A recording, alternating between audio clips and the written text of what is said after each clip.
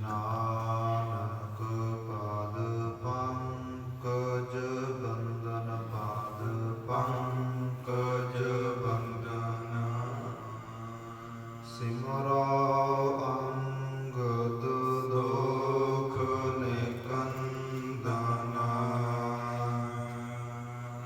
ਅਮਰ ਦਾਸ ਗੁਰ ਹਿਰਦੈ ਧਿਆਓ ਹਿਰਦੈ ਧਿਆਓ ਰਾਮਦਾਸ ਗੁਣ ਗਾਵੋ ਸ੍ਰੀ ਅਰਜੁਨ ਬਿਗਨਨ ਕੇ ਨਾਸ਼ਕ ਬਿਗਨਨ ਕੇ ਨਾਸ਼ਕ ਹਰਿ ਗੋਬਿੰਦ ਸੋਭ ਸਮਤ ਪ੍ਰਕਾਸ਼ਕ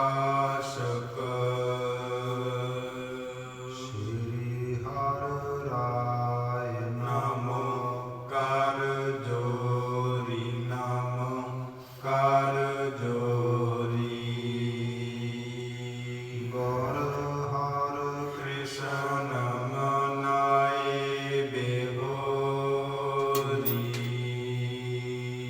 ਤੇਗ ਬਹਾਦਰ ਪਰਮ ਕਿਰਪਾਲਾ ਪਰਮ ਕਿਰਪਾਲਾ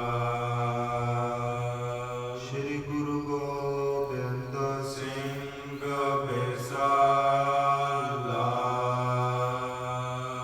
ਤਾਰੋ ਤਾਰਾ ਪਰ ਪੁਨ ਪੁਨ ਸੀਸਾ ਪੁਨ ਪੁਨ ਸੀਸਾ ਬੰਦਾ ਬਾਰ ਬਾਰ ਜਗਦੀਸਾ ਜਿਸ ਮਹ ਅੰਮ੍ਰਿਤ ਗਿਆਨ ਹੈ ਮਾਨਕ ਭਗਤ ਵਿਰਾਗ ਗੁਰੂ ਗ੍ਰੰਥ ਸਾਹਿਬ ਓਦਤ ਬੰਦਾ ਕਰ ਅਨੁਰਾਗ ਸ੍ਰੀ ਗੁਰ ਸ਼ਬਦ ਕਮਾਏ ਜਿਨਾ ਜੀਤੇ ਪੰਜ ਵਿਕਾਰ ਤਿਨ ਸੰਤਨ ਕਾ ਬੰਦਨਾ ਸਿਰ ਚਰਨਨ ਪਰ ਧਾਰ ਏਕੰਕਾਰ ਸਤਿਗੁਰੂ ਤੇ ਪ੍ਰਸਾਦ ਸਚ ਹੋਏ ਵਾਹਿਗੁਰੂ ਜੀ ਕੀ ਫਤਿਹ ਬਿਘਨ ਵਿਨਾਸ਼ਨ ਸੋਏ ਵਾਹਿਗੁਰੂ ਜੀ ਕੀ ਫਤਿਹ ਬਿਘਨ ਵਿਨਾਸ਼ਨ ਸੋਏ ਮਿਹਰਬਾਨ ਸਾਹਿਬ ਮਿਹਰਬਾਨ ਸਾਹਿਬ ਮੇਰਾ ਮਿਹਰਬਾਨ ਜੀ ਸਗਲ ਕੋ ਦੇ ਦਾਨ ਤੂੰ ਕਾਹੇ ਦੁਲਹ ਪ੍ਰਾਣੀਆਂ ਤੁਧ ਰਾਖੈਗਾ ਸਿਰਜਨਹਾਰ ਜਿਨ ਪੈਦਾਇਸ਼ ਤੂ ਕੀਆ ਸੋਈ ਦੇ ਆਧਾਰ ਜਿਨ ਉਪਾਈ ਮੇਦਨੀ ਸੋਈ ਕਰਦਾ ਸਾਰ ਘਟ ਘਟ ਮਾਲਕ ਦਿਲਾਂ ਕਾ ਸੱਚਾ ਪਰਵਦਗਾਰ ਕੁਦਰਤ ਕੀਮ ਨਾ ਜਾਣੀਐ ਵੱਡਾ ਵੇ ਪਰਵਾਹੋ ਕਰ ਬੰਦੇ ਤੂੰ ਬੰਦਗੀ ਜਿਚਰ ਘਟ ਮੈਂ ਸਾਹੋ ਪਦਟ ਪਾਵਨ ਭਗਤ ਵਸ਼ਲ ਕਿਰਪਾ ਨਿਧਾਨ ਰਹਿਮਤਾਂ ਦੇ ਸਾਗਰ ਮੀਰੀ ਪੀਰੀ ਦੇ ਮਾਨਕ ਸਾਹਿਬ ਸ੍ਰੀ ਗੁਰੂ ਹਰਗੋਬਿੰਦ ਸਾਹਿਬ ਜੀਆਂ ਦੇ ਪਾਵਨ ਔਰ ਪਵਿੱਤਰ ਅਸਥਾਨ ਦੇ ਉੱਪਰ ਅੰਮ੍ਰਿਤ ਵੇਲੇ ਦੀ ਸੰਭਾਲ ਕਰਦੇ ਹੋਏ ਆਪਣੇ ਸਮੇਂ ਸਵਾਸਾਂ ਨੂੰ ਸਫਲਾ ਕਰਦੇ ਹੋਏ ਸਾਹਿਬ ਸ੍ਰੀ ਗੁਰੂ ਗ੍ਰੰਥ ਸਾਹਿਬ ਜੀਆਂ ਦੇ ਚਰਨ ਪਰਸ ਰਹੀ ਗੁਰੂ ਰੂਪ ਗੁਰੂ ਖਾਲਸਾ ਸਾਧ ਸੰਗਤ ਜੀ ਸਤਿਗੁਰਾਂ ਦੀ ਅਪਾਰ ਕਿਰਪਾ ਬਖਸ਼ਿਸ਼ ਰਹਿਮਤ ਹੈ ਜੋ ਸਤਿਗੁਰਾਂ ਨੇ ਗੁਰ ਇਤਿਹਾਸ ਦੀ ਕਥਾ ਵਿਚਾਰ ਸਾਡੇ ਕਲਯੁਗੀ ਜੀਵਾਂ ਦੇ ਝੋਲੀ ਪਾਈ ਹੈ ਹਰ ਰੋਜ਼ ਵਿਚਾਰਾਂ ਕਰਦੇ ਹਾਂ ਆਓ ਸਾਹਿਬ ਦੀਆਂ ਵਿਚਾਰਾਂ ਕਰਨ ਤੋਂ ਪਹਿਲਾਂ ਧੰਨ ਸਾਹਿਬ ਸ੍ਰੀ ਗੁਰੂ ਗੋਬਿੰਦ ਸਿੰਘ ਸਾਹਿਬ ਜੀਆਂ ਦੁਆਰਾ ਬਖਸ਼ਿਸ਼ ਕੀਤੀ ਗਈ ਗੁਰ ਫਤਿਹ ਦੀ ਸਾਂਝ ਪਾਈਐ ਰਲ ਮਿਲ ਕੇ ਆਖੋ ਜੀ ਵਾਹਿਗੁਰੂ ਖਾਲਸਾ ਵਾਹਿਗੁਰੂ ਜੀ ਕੀ ਫਤਿਹ। ਧੰਨ ਸਾਹਿਬ ਸ੍ਰੀ ਗੁਰੂ ਨਾਨਕ ਦੇਵ ਜੀਆਂ ਦਾ ਜੀਵਨ ਵਿਚਾਰ ਰਹੇ ਹਾਂ। ਤੀਸਰੀ ਪੋਥੀ ਦੀ ਸਤਿਗੁਰਾਂ ਦੀ ਕਿਰਪਾ ਦੁਆਰਾ ਆਰੰਭਤਾ ਹੈ। ਮਹਾਰਾਜ ਜੀਓ ਜਿਸ ਵਕਤ ਮਸੀਤ ਦੇ ਵਿੱਚ ਨੇ,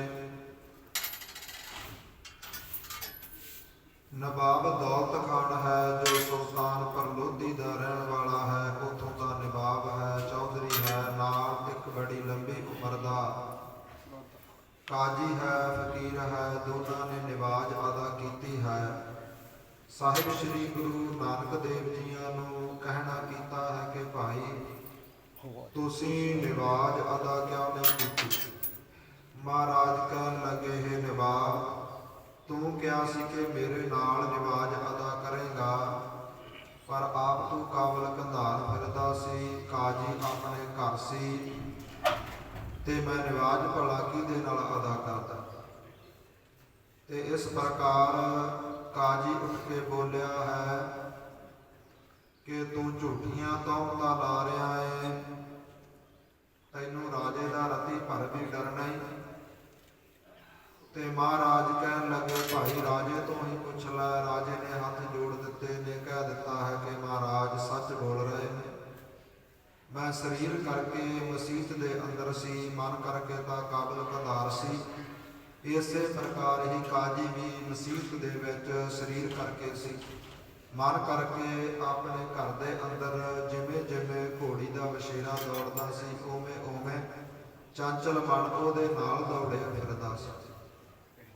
ਤੇ ਮਹਾਰਾਜ ਜੀ ਜਿਸ ਵਕਤ ਨਵਾਬ ਦੌਲਤ ਖਾਨ ਨੇ ਚਰਨ ਫੜ ਲਏ ਨੇ ਕਿ ਸਤਿਗੁਰੂ ਜੀ ਕਿਰਪਾ ਕਰੋ, ਮੈਨੂੰ ਕੋਈ ਉਪਦੇਸ਼ ਦੇਵੋ, ਮੇਰੇ ਜੋ ਪਹਿਲਾਂ ਦੇ ਔਗਣ ਨੇ ਜਾਣੇ ਅਣਜਾਣੇ ਵਿੱਚ ਹੋਏ ਉਹ ਬਖਸ਼ਣੇ ਕਰੋ। ਮਹਾਰਾਜ ਜੀਆਂ ਨੇ ਉਪਦੇਸ਼ ਦੇ ਦੱਸਿਆ ਹੈ ਕਿ ਨਵਾਬ ਜੋ ਇਹ ਮਨ ਹੈ ਨਾ, ਇਹ ਮਨ ਪੰਛੀ ਦੀ ਨਿਆਈ ਹੈ, ਉਡਾਰੀਆਂ ਮਾਰਦਾ ਰਹਿੰਦਾ ਹੈ। ਜੇਕਰ ਇਸ ਮਨ ਉੱਪਰ ਕਾਬੂ ਕੀਤਾ ਜਾਵੇ, ਮਨ ਕੰਟਰੋਲ ਵਿੱਚ ਆ ਜਾਵੇ, ਤੇ ਇਹਦੇ ਵਰਗਾ ਅਮੋਲਕ ਵੀ ਕੋਈ ਨਹੀਂ। ਪਰ ਜੇਕਰ ਇਹ ਮਨ ਕਾਬੂ ਵਿੱਚ ਨਾ ਹੋਵੇ ਨਾ, ਜਿੰਨੀ ਮਰਜ਼ੀ ਸਤ ਸੰਗਤ ਕੀਤੀ ਜਾਵੇ, ਜਿੰਨੀਆਂ ਮਰਜ਼ੀ ਬੁੱਕਾਂ ਵੇਦ ਗ੍ਰੰਥ ਪੜ੍ਹ ਲਏ ਜਾਣ, ਕਿਸੇ ਵੀ ਗੁਣ ਨੂੰ ਬੰਦਾ ਗ੍ਰਹਿਣ ਨਹੀਂ ਕਰਦਾ। ਬਸ ਏਦਾਂ ਜਾਣ ਕੇ ਸਾਰਾ ਕੁਝ ਝੋਨੇ ਦੀਆਂ ਛਿਲਕਾਂ ਵਾਂਗ ਉਸ ਵਾਂਗ ਹੁੰਦਾ ਹੈ, ਜੋ ਵਿਅਰਥ ਹੈ, ਕਿਸੇ ਭਾਅ ਦਾ ਨਹੀਂ ਹੁੰਦਾ।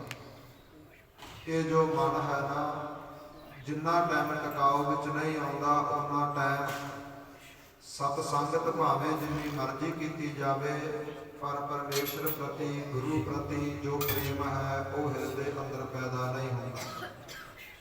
ਮਹਾਰਾਜ ਜੀਆਂ ਨੇ ਹੋਰ ਪ੍ਰਮਾਣ ਦਿੱਤੇ ਨੇ ਕਿ ਮਨ ਪਾਰੇ ਵਰਗਾ ਹੈ, ਜਿਵੇਂ ਪਾਰਾ ਉਂਗਲੀ ਦੇ ਥੱਲੇ ਨਹੀਂ ਟਿਕਦਾ, ਪਰ ਜਦੋਂ ਉਸੇ ਪਾਰੇ ਨੂੰ ਕੰਟਰੋਲ ਵਿੱਚ ਰੱਖਣ ਵਾਲਾ ਮਸਾਲਾ ਪਾ ਦਈਏ ਤੇ ਪਾਰਾ ਵੀ ਟਿਕਾਓ ਵਿੱਚ ਆ ਜਾਂਦਾ ਹੈ।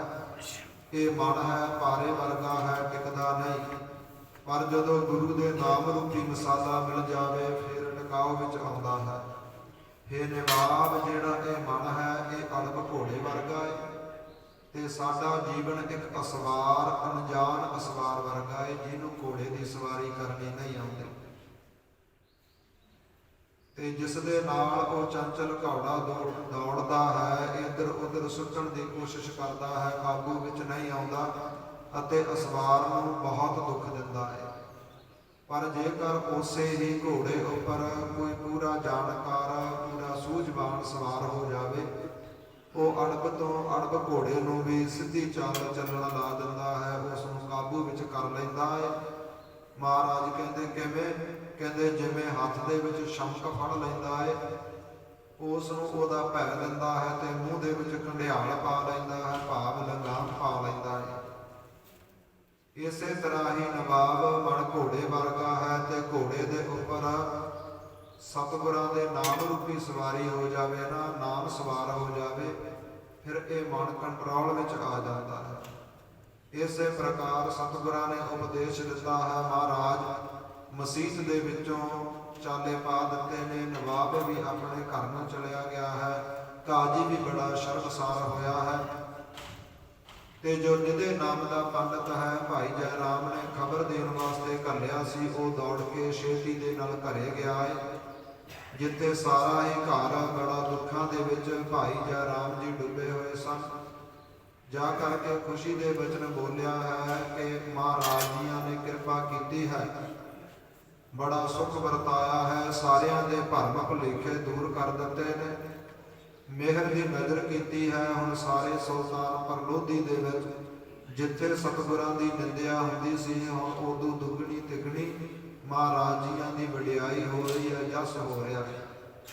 ਸਾਰੀ ਵਾਰਤਾਲਾਪ ਦੱਸਣੀ ਕੀਤੀ ਹੈ ਕਿ ਉੱਥੇ ਇਸ ਪ੍ਰਕਾਰ ਮੈਥੋਂ ਅੱਗੇ ਤਾਂ ਨਹੀਂ ਜਾਇਆ ਗਿਆ, ਮੈਂ ਵਿਚਕਾਰ ਖੜਾ ਸੀ, ਦੂਰੋਂ ਖੜ ਕੇ ਤੱਕਿਆ ਹੈ ਕਿ ਮਹਾਰਾਜ ਨਵਾਬ ਅਤੇ ਕਾਜੀ ਦੇ ਕੋਲ ਸਨ। ਉਹਨਾਂ ਨੇ ਪਹਿਲਾਂ ਨਿਵਾਜ ਅਦਾ ਕੀਤੀ ਹੈ, ਨਿਵਾਜ ਅਦਾ ਕਰਨ ਤੋਂ ਬਾਅਦ ਸਤਿਗੁਰਾਂ ਦੇ ਨਾਲ ਕੁਝ ਬਚਨ ਵਿਲਾਸ ਹੋਏ ਨੇ। ਫਿਰ ਨਵਾਬ ਦੌਲਤ ਖਾਨ ਉਹ ਸਤਿਗੁਰਾਂ ਦੇ ਚਰਨਾਂ ਪਾਸ ਢਹਿ ਪਿਆ ਸੀ ਤੇ ਸਤਿਗੁਰਾਂ ਦੀ ਜਸ ਵਡਿਆਈ ਕਰਨ ਲੱਗਾ ਸੀ। ਤੇ ਭਾਈ ਜੈ ਰਾਮ ਨੇ ਪੁੱਛਣਾ ਕੀਤਾ ਹੈ ਕਿ ਤੁਸੀਂ ਗੁਰੂ ਨਾਨਕ ਦੇਵ ਜੀਆਂ ਨੂੰ ਨਾਲ ਕਿਉਂ ਨਹੀਂ ਲੈ ਕੇ ਆਏ, ਉਹ ਕਿਹੜੇ ਪਾਸੇ ਨੂੰ ਚਲੇ ਗਏ ਨੇ? ਤੇ ਨਿਧੇ ਨਾਮ ਦਾ ਪੰਡਤ ਕਹਿਣ ਲੱਗਾ, ਦਰਅਸਲ ਭਾਈ ਜੈ ਰਾਮ ਜੀ ਉੱਥੇ ਭੀੜ ਬਹੁਤ ਸੀ, ਸਤਿਗੁਰਾਂ ਦਾ ਪਤਾ ਨਹੀਂ ਲੱਗਿਆ ਕਿਹੜੇ ਪਾਸੇ ਨੂੰ ਕਿਸ ਦਿਸ਼ਾ ਵੱਲ ਚਲੇ ਗਏ ਨੇ, ਪਰ ਮੈਂ ਇਹ ਖੁਸ਼ੀ ਦੀ ਖਬਰ ਲੈ ਕੇ ਦੌੜ ਕਰਕੇ ਘਰ ਵੱਲ ਆਇਆ। ਭਾਈ ਜੈ ਰਾਮ ਨੇ ਬਹੁਤਾ ਰੋਸ ਕੀਤਾ ਹੈ ਕਿ ਤੂੰ ਗੁਰੂ ਨਾਨਕ ਦੇਵ ਜੀਆਂ ਨੂੰ ਲੱਭਣਾ ਸੀ, ਉਹਨਾਂ ਦੀਆਂ ਖੁਸ਼ੀਆਂ ਪ੍ਰਾਪਤ ਕਰਨੀਆਂ ਸੀ। ਤੇ ਬੇਬੇ ਨਾਨਕੀ ਜੀ ਫੇਰ ਧੀਰਜ ਦਿੰਦੇ ਨੇ, ਕਹਿੰਦੇ ਨੇ, ਹੇ ਪਤੀ, ਹੇ ਪਰਮੇਸ਼ਰ ਹੈ ਜੇ ਰਾਮ, ਜੋ ਮੇਰਾ ਭਰਾਤਾ ਹੈ ਉਹ ਪਰਮੇਸ਼ਰ ਰੂਪ ਹੈ, ਤੂੰ ਆਪਣੇ ਹਿਰਦੇ ਅੰਦਰੋਂ ਭਰਮ ਭੁਲੇਖੇ ਕੱਢ ਦੇ। ਜੋ ਸਵੇਰ ਦਾ ਖਾਣਾ ਬਣਿਆ ਹੈ ਉਸ ਨੂੰ ਛਕਣਾ ਕਰ, ਜੋ ਦੁੱਖ ਦਾ ਸਮਾਂ ਹੈ ਉਹ ਬਤੀਤ ਹੋ ਗਿਆ ਹੈ ਤੇ ਹੁਣ ਖੁਸ਼ੀ ਦੀ ਖਬਰ ਆਈ ਹੈ, ਹੁਣ ਖਾਣਾ ਛਕਣਾ ਕਰ। ਇਸੇ ਪ੍ਰਕਾਰ ਕੱਲ ਦੀਆਂ ਕਥਾ ਵਿਚਾਰਾਂ ਆਈਆਂ ਸਨ। ਆਓ ਜਿਸ ਪ੍ਰਕਾਰ ਅੱਗੇ ਕਥਾ ਵਿਚਾਰ ਆਉਂਦੀ ਹੈ, ਮਨ ਚਿਤ ਬਿਰਤੀਆਂ ਇਕਾਗਰ ਕਰੀਏ, ਆਉਣ ਵਾਲਾ ਗੁਰ ਇਤਿਹਾਸ ਸ਼ਰਧਾ ਭਾਵਨਾ ਦੇ ਨਾਲ ਸ਼ਰਵਣ ਕਰੀਏ ਜੀ। ਸਤਨਾਮ ਸ੍ਰੀ ਵਾਹਿਗੁਰੂ ਸਾਹਿਬ ਜੀਓ। ਅਡਲ ਇਹ ਬਿਦ ਬਦਨਹਿ ਬਾਦਤ।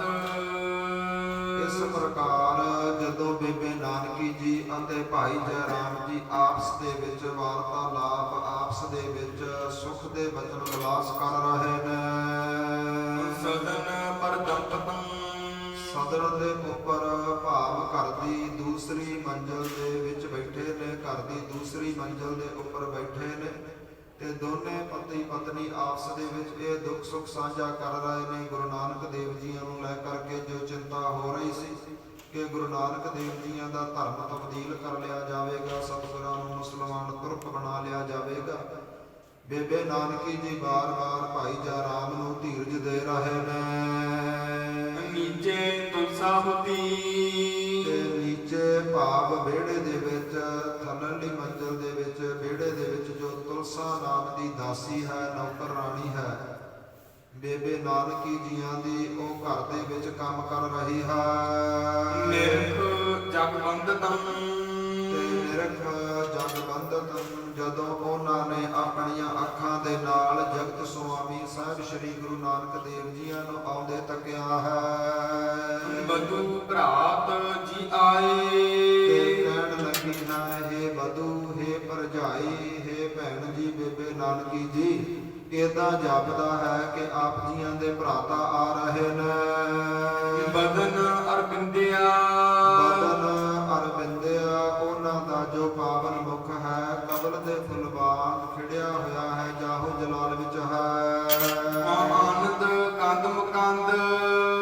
ਆਨੰਦ ਕੰਦ ਮਕੰਦ, ਉਹ ਆਨੰਦ ਦੇ ਬੱਦਲ ਨੇ, ਮੁਕਤੀ ਦਾਤੇ ਨੇ। ਗਦਨ ਦੁਖ ਤੁੰਦਿਆ। ਤੇ ਦੁੱਖਾਂ ਨੂੰ ਦਲਣ ਵਾਲੇ ਨੇ, ਕੱਟਣ ਵਾਲੇ ਨੇ, ਨਾਸ਼ ਕਰਨ ਵਾਲੇ ਨੇ। ਸੁਨਤ ਨਾਮ ਜੈ ਰਾਮ। ਤੇ ਜਦੋਂ ਉਸ ਦਾਸੀ ਦੇ ਬਚਨ, ਉਸ ਤੁਲਸਾ ਦਾਸੀ ਦੇ ਬਚਨ ਜਦੋਂ ਭਾਈ ਜੈ ਰਾਮ ਦੇ ਕੰਨੀ ਪਾਏ ਨੇ ਉੱਪਰਲੀ ਮੰਜ਼ਲ ਦੇ ਉੱਪਰ, ਕਿ ਗੁਰੂ ਨਾਨਕ ਦੇਵ ਜੀ ਤੁਰੇ ਆਉਂਦੇ ਲੱਗਦੇ ਨੇ। ਅਮੀ ਆਮੀ ਪਿਓ ਇਹਦਾ ਜਾਣੋ ਜਿਵੇਂ ਕਿਸੇ ਰੋਗੀ ਨੂੰ ਦਵਾਈ ਮਿਲ ਗਈ ਹੋਵੇ, ਜਿਵੇਂ ਕਿਸੇ ਮਰਦੇ ਹੋਏ ਨੂੰ ਸਵਾਸ ਮਿਲ ਜਾਣ, ਜਿਵੇਂ ਕਿਸੇ ਪਿਆਸੇ ਨੂੰ ਜਲ ਮਿਲ ਜਾਵੇ, ਕਿਸੇ ਭੁੱਖੇ ਨੂੰ ਪ੍ਰਸ਼ਾਦਾ ਮਿਲ ਜਾਵੇ, ਇਸ ਪ੍ਰਕਾਰ ਭਾਈ ਜੈ ਰਾਮ ਨੂੰ ਇਹ ਖਬਰ ਸੁਣ ਕੇ ਆਨੰਦ ਹੋਇਆ ਹੈ। ਅੰਗ ਨ ਮੇਵਹਿ ਛੋਭ ਤੇ ਅੰਗ ਖੁਸ਼ੀ ਦੇ ਅੰਦਰ ਸਮਾਏ ਨਹੀਂ ਜਾਂਦੇ, ਖੁਸ਼ੀ ਦੇ ਪੰਖ ਲੱਗੇ ਨੇ। ਉਠਿਓ ਨਿਰਖਤ ਭਇਓ ਤੇ ਸਤਿਗੁਰਾਂ ਨੂੰ ਦੇਖਣ ਦੀ ਬਾਬਤ, ਸਤਿਗੁਰਾਂ ਦੇ ਦਰਸ਼ਨਾਂ ਦੀ ਬਾਬਤ ਉੱਠਿਆ ਹੈ। ਕੁੰਦ ਰਤਨ ਤਿਨ ਸਦਨ ਤੇ ਮਹਾਰਾਜ ਜੀਆਂ ਦੇ ਮੁਖ ਦੇ ਉੱਪਰ ਹਾਸਾ ਹੈ। ਸਤਿਗੁਰਾਂ ਦੇ ਜੋ ਪਾਵਨ ਦੰਦ ਨੇ ਐਨ ਚਮਕ ਰਹੇ ਨੇ। ਗਦਨ ਦੁਖ ਆਏਗੇ ਤੇ ਮਹਾਰਾਜ ਸਦਨ ਕਦਨ ਦੁਖ ਆਏ ਗਏ। ਮਹਾਰਾਜ ਘਰ ਦੇ ਵਿੱਚ ਆਏ ਨੇ ਦੁੱਖਾਂ ਨੂੰ ਕੱਟਣ ਲਈ। ਹੋ ਨਿਰਖ ਹਰਖ ਉਰ ਸਰਸ ਤੇ ਵੇਖ ਕਰਕੇ ਸਤਿਗੁਰਾਂ ਦੇ ਦਰਸ਼ਨ ਕਰਕੇ ਭਾਈ ਜੈ ਰਾਮ ਅਤੇ ਬੇਬੇ ਨਾਨਕੀ ਜੀ ਬਹੁਤਾ ਖੁਸ਼ੀ ਖੇੜੇ ਵਿੱਚ ਆਏ ਨੇ। ਵਿਸੂਰ ਨਸਾਏਗੇ ਇਹਦਾ ਜਾਣੋ ਜੋ ਘਰ ਦੇ ਅੰਦਰ ਦੁੱਖਾਂ ਦਾ ਸਮਾਂ ਸੀ ਉਹ ਸਾਰਾ ਹੀ ਨਸ ਗਿਆ ਹੋਵੇ, ਦੁੱਖ ਦੌੜ ਗਏ ਹੋਣ। ਦੋਹਰਾ ਅਰਬਿੰਦ ਬਦਨ ਬਿਲੋਕ ਕੈ ਸਾਹਿਬ ਸ੍ਰੀ ਗੁਰੂ ਨਾਨਕ ਦੇਵ ਜੀਆਂ ਦਾ ਨੂਰ ਨਾਲ ਭਰਿਆ ਹੋਇਆ ਮੁਖ, ਕਬਰ ਸ਼ਰੀਖਾ ਮੁਖ ਤੱਕ ਕੇ। ਦੰਪਤ ਬੰਧਨ ਕੀਨ ਪਤੀ ਪਤਨੀ ਬੇਬੇ ਨਾਨਕੀ ਭਾਈ ਜੈ ਰਾਮ ਜੀ ਉੱਪਰਲੀ ਮੰਜ਼ਲ ਤੋਂ ਪੌੜੀਆਂ ਰਾਹੀਂ ਥੱਲੇ ਆਏ ਨੇ ਤੇ ਆ ਕਰਕੇ ਸਤਿਗੁਰਾਂ ਦੇ ਚਰਨਾਂ ਪਾਸ ਨਮਸਕਾਰ ਕੀਤੀ ਹੈ। ਚਿੰਤਾ ਚਿੱਤੇ ਖੀਨ ਹਵੈ ਤੇ ਜਿਹੜੀ ਚਿੰਤਾ ਦਾ ਝੋਰਾ ਲੱਗਿਆ ਹੋਇਆ ਸੀ, ਚਿੱਤ ਨੂੰ ਦੁੱਖ ਲੱਗਿਆ ਸੀ, ਉਹ ਸਾਰਾ ਖੀਨ ਭਾਵ ਨਾਸ਼ ਹੋਇਆ ਹੈ। ਆਨੰਦ ਮਹਿ ਕਹਿ ਪੀਨ ਤੇ ਬਹੁਤ ਹੀ ਆਨੰਦ ਦੇ ਵਿੱਚ ਆਏ ਨੇ ਪਰਿਵਾਰ ਸਮੇਤ।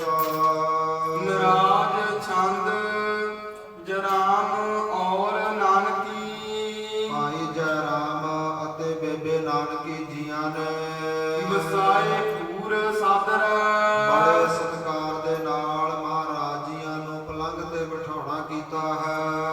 ਮਸੀਤ ਆਪ ਜਾਏ ਤੇ ਪੁੱਛਣਾ ਕੀਤਾ ਹੈ। ਮਹਾਰਾਜ ਆਪ ਜੀ ਮਸੀਤ ਵਿੱਚ ਗਏ ਸੀ। ਜਿਉ ਕਰੀ ਕਹਿਓ ਮਿਆ ਤੇ ਕਰਾ ਸਾਡੇ ਉੱਪਰ ਕਿਰਪਾ ਕਰੋ, ਮਾਇਆ ਕਰੋ, ਦਇਆ ਕਰੋ, ਸਾਨੂੰ ਦੱਸਣਾ ਕਰੋ ਸਾਰਾ ਵਰਤਾਂਤ ਉਥੇ ਕੀ ਭਾਣਾ ਵਰਤਿਆ ਹੈ। ਸਚਿੰਤ ਚੀਤ ਹਵੈ ਰਹੇ ਸਾਡਾ ਮਨ ਤਾਂ ਚਿੰਤਾ ਦੇ ਸਹਿਤ ਹੋਇਆ ਸੀ। ਸਾਡਾ ਮਨ ਚਿੰਤਾ ਵਿੱਚ ਡੁੱਬਿਆ ਸੀ ਜਦੋਂ ਤੱਕ ਆਪ ਜੀਆਂ ਦੀ ਖਬਰ ਨਹੀਂ ਮਿਲੀ। ਨਾ ਭੇਵ ਕੋਈ ਜਾਣਿਆ ਮਹਾਰਾਜ ਆਪ ਜੀਆਂ ਦਾ ਭੇਦ ਨਾ ਜਾਣ ਸਕੇ। ਆਪ ਜੀ ਖੁਸ਼ੀ ਖੁਸ਼ੀ ਨਵਾਬ ਦੌਲਤ ਖਾਨ ਦੇ ਨਾਲ ਹਾਂ ਕਰ ਦਿੱਤੀ ਸੀ ਨਾ ਮਸੀਤ 'ਚ ਜਾਣ ਨੂੰ, ਨਿਵਾਜ ਅਦਾ ਕਰਨ ਨੂੰ। ਇਹ ਸੋਚ ਕਰਕੇ ਅਸੀਂ ਦੁੱਖਾਂ ਦੇ ਸਹਿਤ ਸੀ, ਚਿੰਤਾ ਦੇ ਵਿੱਚ ਸੀ। ਅਸੀਂ ਆਪ ਜੀਆਂ ਦਾ ਪਾਵਨ ਭੇਦ ਕੌਤਕ ਨਹੀਂ ਜਾਣ ਸਕੇ। ਮਾਨ ਨਿੰਦ ਆਨੰਦ ਭਣੈ ਕਿਉਂਕਿ ਸੁਲਤਾਨ ਪਰ ਲੋਧੀ ਦੇ ਲੋਕ ਆਪ ਜੀਆਂ ਦੀ ਨਿੰਦਿਆ ਕਰ ਰਹੇ ਸਨ, ਆਪ ਜੀਆਂ ਦੀ ਬਾਬਤ ਭੈੜੇ ਸ਼ਬਦ ਵਰਤਦੇ ਸਨ। ਸੁਨੇ ਭੁਲਾਨਿਆ ਤੇ ਅਸੀਂ ਉਹਨਾਂ ਦੇ ਵਚਨ ਸੁਣ ਕਰਕੇ ਅਸੀਂ ਭੁੱਲ ਬੈਠੇ ਸਾਂ। ਆਪ ਜੀ ਦੇ ਕੌਤਕਾਂ ਨੂੰ, ਆਪ ਜੀਆਂ ਦੀ ਨਿੰਦਿਆ ਸੁਣ ਕਰਕੇ ਸਾਡੇ ਮਨਾਂ ਦੇ ਅੰਦਰੋਂ ਸ਼ਰਧਾ ਘਟ ਗਈ ਸੀ। ਗੁਰੂ ਭਨੰਤ ਬੀਤੀ ਜੀ ਜੋ ਤਾਹੇ हे ਮਹਾਰਾਜ ਜੋ ਉਸ ਸਮੇਂ ਬੀਤੀ ਹੈ। ਮਹਾਰਾਜ ਕਹਿਣ ਲੱਗੇ ਨੇ ਭਾਈ ਜੈ ਰਾਮ, हे ਭੈਣ ਨਾਨਕੀ, ਜੋ ਸਮਾਂ ਬੀਤ ਗਿਆ ਹੈ ਨਾ ਉਹਨੂੰ ਭੁੱਲ ਜਾਣਾ ਚਾਹੀਦਾ ਹੈ। ਜੋ ਬੀਤ ਗਈ ਹੈ ਉਸ ਨੂੰ ਕੀ ਵਿਚਾਰਨਾ ਹੈ। ਕਿਆ ਵਿਚਾਰ ਹੈ ਉਸ ਗੱਲ ਨੂੰ ਛੱਡ ਦੇਵੋ, ਉਹ ਵਿਚਾਰਾਂ ਖਤਮ ਹੋ ਜਾਣ। ਸਮੀਪ ਜੇ ਗੁਮਾਨ ਥੇ ਪਰ ਜਿਹੜੇ ਲੋਕ ਮੇਰੇ ਨਜ਼ਦੀਕ ਸਨ, ਮਸੀਤ ਦੇ ਦਰਵਾਜ਼ੇ ਤੇ ਸਨ ਜਾਂ ਮਸੀਤ ਦੇ ਅੰਦਰ ਸਨ, ਸੁਨੇਹੋ ਸੋ ਉਚਾਰ ਹੈ ਉਹ ਤੁਹਾਨੂੰ ਸੱਚ ਦੱਸ ਦੇਣਗੇ। ਉਹਨਾਂ ਤੋਂ ਪੁੱਛ ਲਿਓ ਕੀ ਭਾਣਾ ਵਰਤਿਆ ਹੈ। ਜਰਾਮ ਹਾਥ ਬੰਦ ਦੋ ਭਾਈ ਜੈ ਰਾਮ ਨੇ ਦੋਨੋਂ ਹੱਥ ਬੰਨੇ ਨੇ, ਨਿਮਰਤਾ ਦੇ ਘਰ ਵਿੱਚ ਆ ਕਰਕੇ ਤਰਲਾ ਮਾਰਿਆ ਹੈ। ਜੰਤ ਬਾਰ ਬਾਰ ਹੀ